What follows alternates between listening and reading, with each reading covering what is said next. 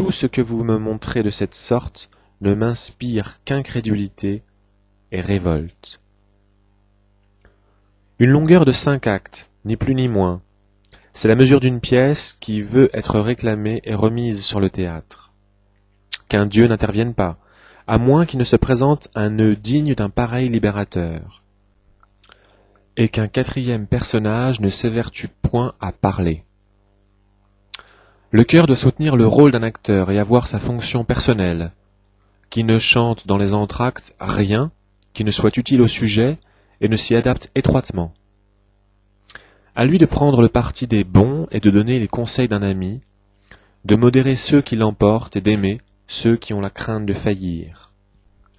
À lui de vanter les mets d'une table frugale, les bienfaits de la justice et des lois, la paix qui ouvre les portes des villes. À lui de garder les confidences, d'implorer les dieux, et de les prier de ramener la fortune vers les malheureux, en l'éloignant des superbes. La flûte n'a pas toujours été, comme aujourd'hui, cerclée d'oricalques et rivale de la trompette.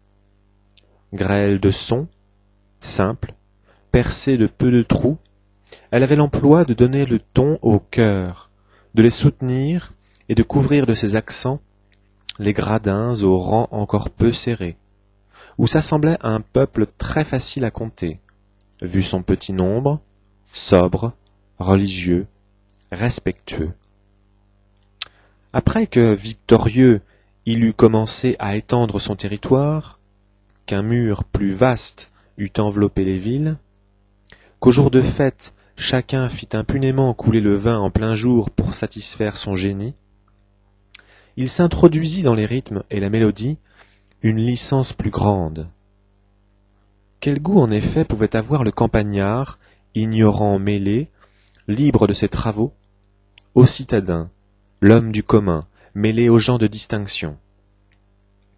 De même, le joueur de flûte ajouta à l'art ancien la gesticulation et le luxe, et dans ses évolutions traîna sa robe sur les tréteaux.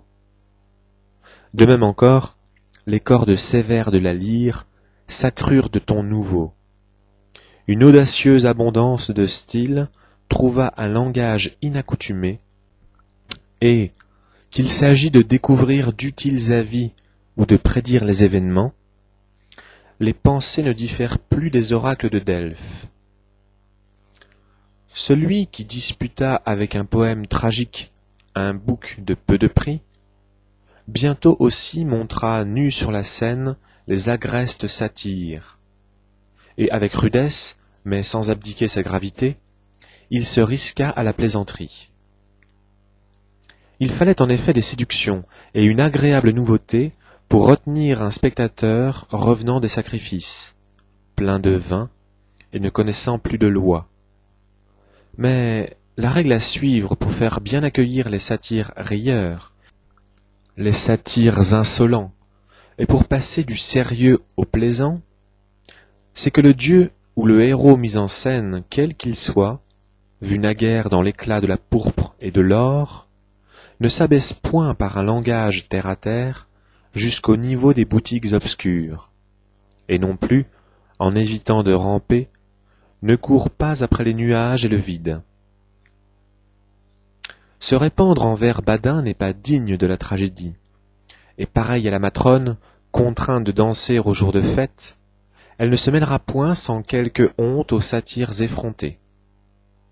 Pour moi, Pison, je ne me contenterai point de parler sans figure, n'employant que le nom et le verbe propre, s'il m'arrive d'écrire des drames satiriques.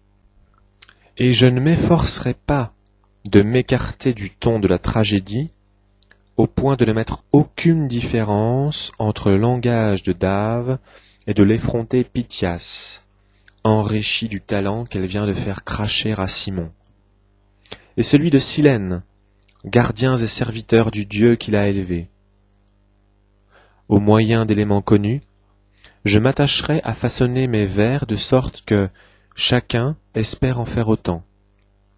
Mais ensuite, sue et se travaille en vain s'il se risque à la même entreprise. Tant l'ordre et l'arrangement ont de prix, tant on peut ajouter d'éclat à des termes empruntés à la langue courante. Tirés de leur forêt, les faunes doivent, à mon jugement, prendre garde d'aller en habitués des carrefours et en hôtes perpétuels du forum, faire jamais les jolis cœurs en vers trop raffinés, ou crier des paroles sales et infâmes. Autrement, ils choquent les gens qui ont un cheval, un père, du bien. Et même s'ils ont quelques applaudissements de l'homme qui achète des pois chiches frits et des noix, ceux-là ne les accueillent point avec des sentiments favorables et ne les gratifient pas de la couronne.